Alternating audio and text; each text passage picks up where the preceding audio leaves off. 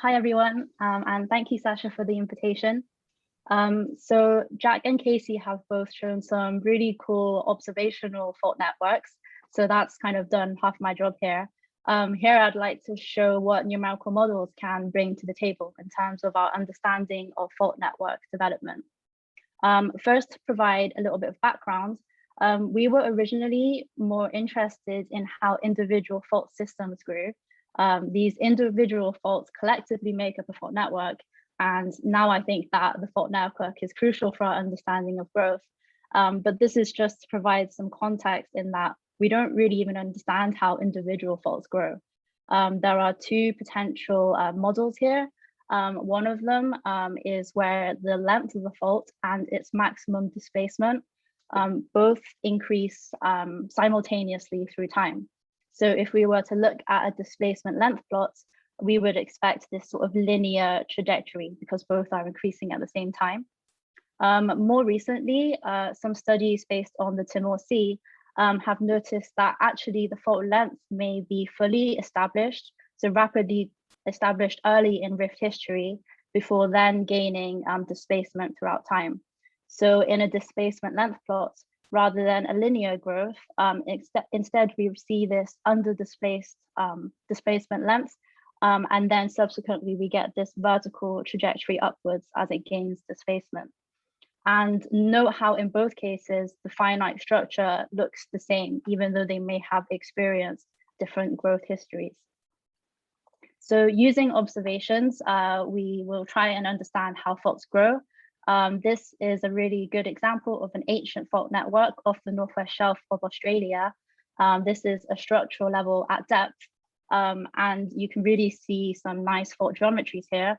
What we would do is we would measure the fault surface, would measure its length and its displacement, and see where it lies on the displacement length plot. And these are some other compilations of natural observations. But what we see here is not really telling us that much about its trajectory, its history. And that's because in general, there's quite a big lack of temporal kinematic constraints. Using the subsurface, we do have growth strata, and we tend to date that to infer its fault activity. But even in cases such as this one, where we have really nice resolvable faults, it hasn't really told us much about the early development stages, which are the most crucial because it tells you about the lengthening stage. So in general, these ancient fault systems, they tend to tell us about their finite structures. It kind of shows us what the end product of rifting looks like, but we don't really know too much in terms of reconstructing the fault's entire lifespan. Active rifts, such as Jack and Casey's work, are probably the ideal setting to study this problem because they tell us about the intermediate timescales. However, the active record is short relative to this overall long geological process. So it's not so clear how individual slip can accumulate over geological timescales to produce the finite structures that we see. And in both cases, we can't really go right to the start to try and understand the key initial rift geometry and slip geometry controls. So numerical models might be ideal here because we can test those different parameters in isolation. And we're now able to model pretty high resolution 3D models of continental extension. And if we can do that, then that can provide this large spatial and temporal scales to sort of bridge up this rather splotchy looking record that we have so far. So we have run a number of 3D numerical models. The model setup follows Nalabov et al. 2020, and I won't go too much into the setup here, but I did want to talk about the way in which we prescribe the initial strain. So typically in the upper crust, models might implement a weak seed or something like a randomized distribution of strain. And this is to introduce some heterogeneity into an otherwise totally pristine upper crust and lower crust. Instead, we have defined these kilometer scale blocks, and each of these blocks basically has a 50-50 chance of whether it's going to be strong or weak. And in doing so, this creates this overall statistically random but pervasive binary distribution. And we find that this type of prescription of initial strain tends to promote much more complex fault networks. So I thought I'd just jump straight into some of the end results here. These are a few examples of some of the models we've run using that model setup, but we've explored some additional parameters such as the extension rate. We've looked at how orthogonal extension might change if we make it oblique.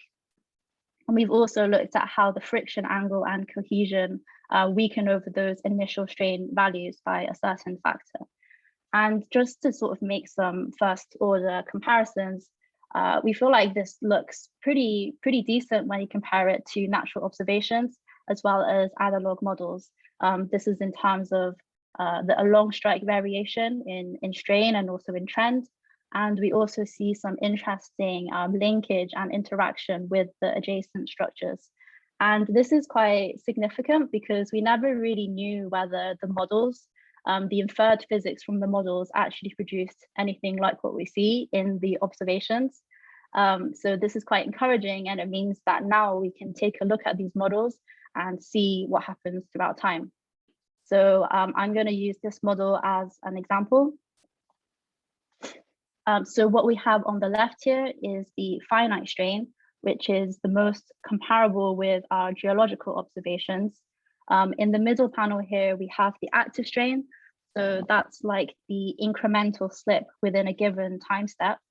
And from this field, we've extracted faults because we want to be able to actually measure some of these geometric properties. So in this case here, I'm going to show the extracted faults, and I've colored them by their length, which is in kilometers. So if I play this here, and hopefully it should just keep repeating.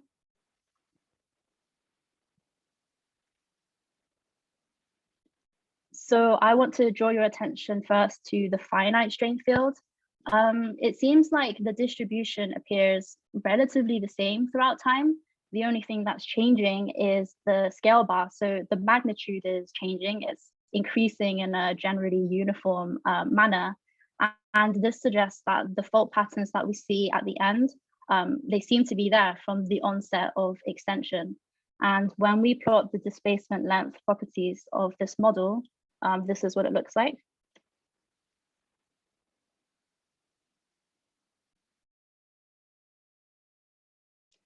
So it seems to show a pretty clear upward vertical trajectory in accordance with the constant length fault model.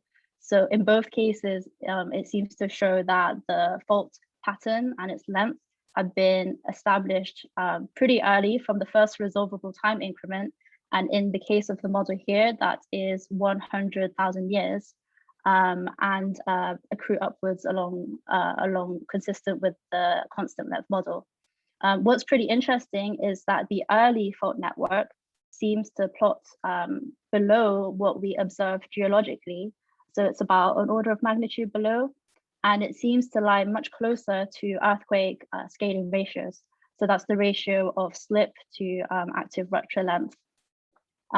So yeah, that's quite interesting. So this is showing that fault lengths have been established, and then we get this increase in displacement.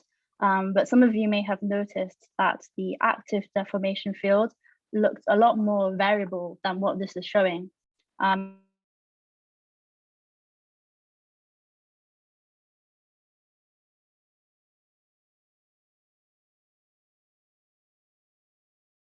Certain time series properties of that network throughout extension. And in the lower panel here, I've plotted their average active length throughout extension. And in both cases, there seems to be a lot of variability and fluctuation happening here. There does seem to be a general trend. We seem to see that active faults generally decrease throughout time, and the average active length seems to increase throughout time. So this suggests that faults become more focused onto a few larger select fault systems. So that's consistent with localization, sort of like the Cowie models. But beyond that, there seems to be a lot more variability than to what we're usually used to in terms of looking at geological fault records. So I want to look into some further detail into this transient behavior. Yep, no problem. So to look at this transient behavior, I've made a subsection of this model, and I would just focus on the top two panels, which both show the active deformation. This panel shows the map view, and this panel shows the strain profile. So kind of like what Casey has shown, but for the active strain. And so let's have a look. I think it should also repeat.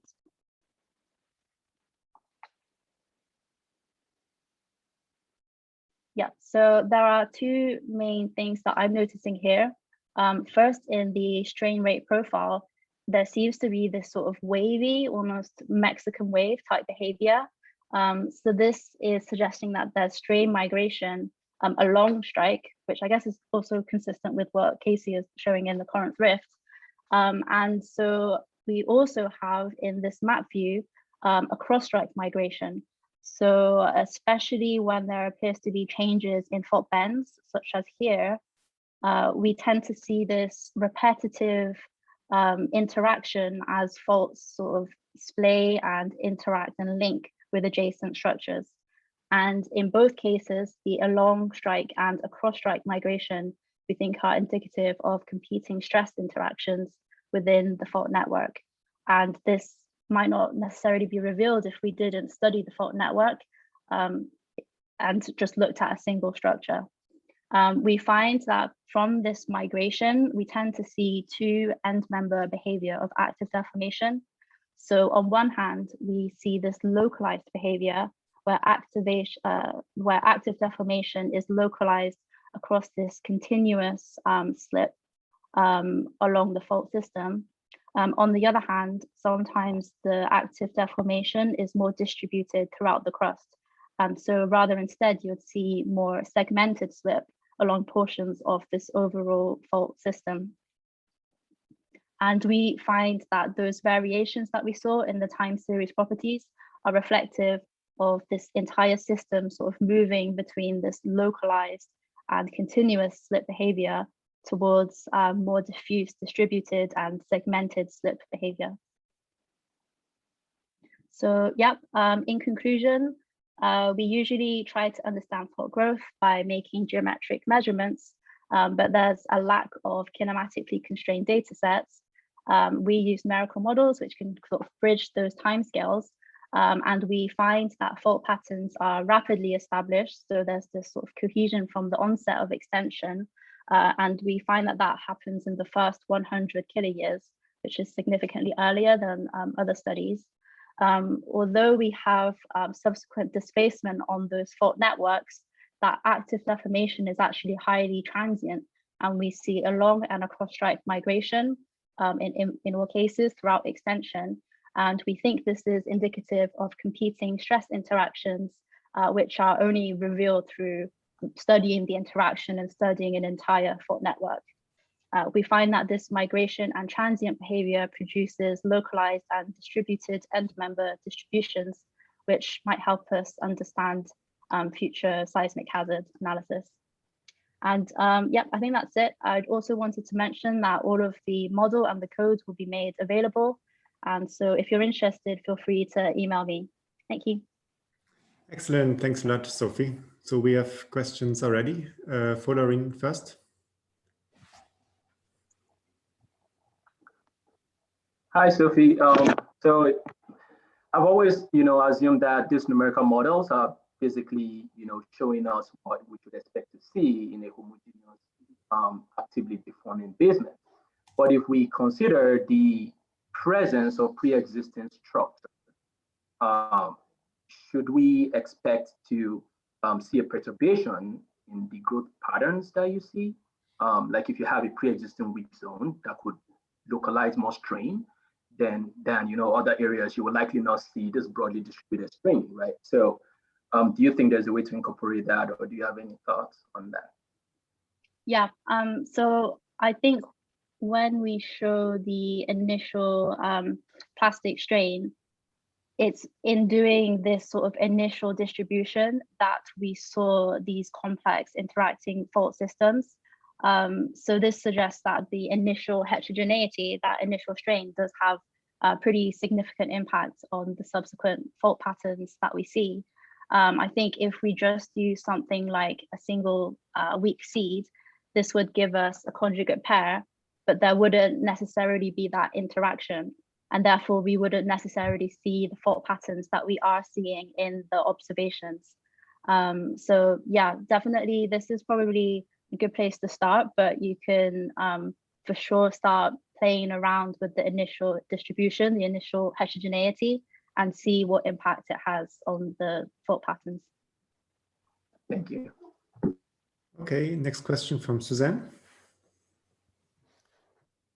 Sophie, I really enjoyed your talk, and the models are absolutely brilliant. So I was wondering a bit about the sensitivity of the fault pattern to rheological stratification. So because if say the upper crust and the lower crust would have similar strength, I would expect deformation to be more distributed than if you would have more of a contrast in rheology. Did you look at this? No, I think the only thing we looked at in terms of rheology, well, is just playing around with this initial distribution. And I think that this was put in the upper crust and in the lower crust. The extraction that I've shown you is taken at 5 kilometers below the surface. So that's like well within the upper crust, and we don't really see what the fault pattern is yet in the lower crust. Right. But my expectation is kind of if you make the lower crust fairly weak, that you will have more localized faulting than if you would have a stronger lower crust. Say if the lower crust and upper crust are similar strength, you would go more to like a pure shear type of distributed deformation, right? Yeah. Yeah, I think so too. So I think if we had a stronger initial distribution, and I guess this would be representative of a stronger distribution, then as we've seen in the current models like the Nalabov et al., we do get more sort of like distributed faulting with less interaction. Whereas if we increase that and make it more weak, then we get faster localized and interacting fault structures. Yeah. Thanks a lot. Really nice work. Thank you. I would like to squeeze in one question in the end as well. I very much liked your start to finish sketch. And then you say numerical models are really good to focus on the start. And then you say, but we output every 100,000 years. And so we constrain that the fault length is achieved in less than 100,000 years. So I'm wondering what happens if you output more and more early. Maybe it's even faster than 100,000 years in your models? Yeah. So we only output every 100,000 years, but I think we actually ran more than that. But we weren't really aware of that when we output to begin with, but it certainly would be interesting to see if we can even resolve that initial lengthening, or if it's just this sort of cohesive network forms right from the onset of extension. But yeah, I agree.